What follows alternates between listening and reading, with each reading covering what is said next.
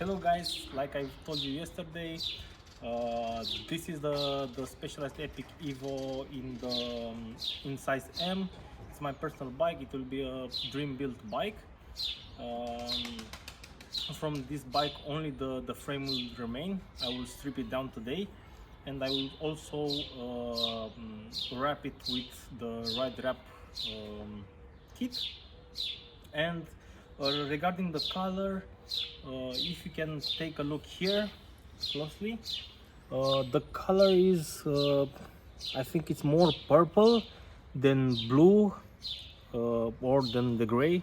It's a dark navy, but as I told you, the color is matte. It's not glass color.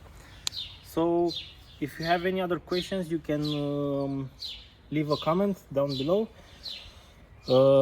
I will put some updates later this week with how the bike looks like in ride wrap protection.